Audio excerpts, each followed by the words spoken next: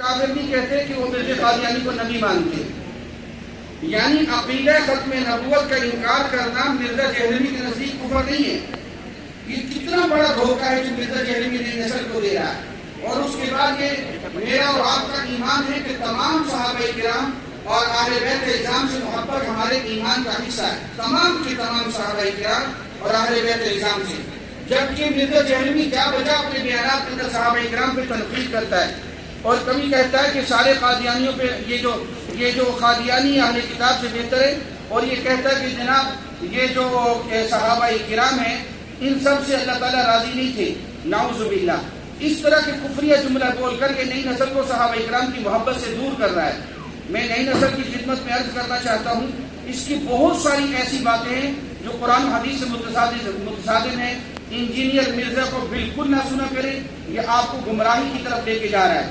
اور اسی طرح ایک شخص سے جاوید احمد غامدی، اس کے لیے نظریات ہے کہ جناب عیسیٰ علیہ السلام فوت ہو گئے، جبکہ میرے اور آپ کے ایمان کا حصہ ہے۔ یہ قرآن مجید سے بھی ثابت، احادیث سے بھی ثابت ہے کہ قیامت کے نزدیک عیسیٰ علیہ السلام تشریف لائیں گے، پوری دنیا پر اسلام پھیلائیں گے، عیسائیت بھی اسلام پھیلائیں گے اور پوری دنیا سے کفر کو مٹا دیں گے۔ اور ایک وقت ان کی زندگی میں ایسا آئے گا کہ پوری دنیا میں ایک بھی کافر نہیں ہوگا۔ اور نزول کے بعد 45 برس زندہ رہنے کے بعد گنبد خضرا میں چوتھی قبر عیسیٰ علیہ السلام کی ہوگی۔ یہ میرا اور آپ کا ایمان اور عقیدہ ہے۔ اور یہ غامدی کہتا ہے کہ نعوذ باللہ عیسیٰ علیہ السلام کا کوئی وجود نہیں ہے، وہ نہیں آئیں گے۔ یہ سیدھا سیدھا کفر ہے جو ہماری نئی نسل کو گمراہ کر رہا ہے۔ اور اسی طرح ایک منکر حدیثوں کا فتنہ ہے محمد شیخ کے نام سے، اور بعض لوگ پرویزیت کے نام سے وہ کفر پھیلا رہے کہ جناب حدیث کی کوئی حقیقت نہیں، ہمارے لیے قرآن کافی ہے۔ یاد رکھیں ہمارے نبی پر دو طرح کی وحی آئی ہیں، ایک کو قرآن کہتے ہیں، ایک کو حدیث کہتے ہیں۔ قرآن مجید بھی وحی، حدیث بھی وحی ہے۔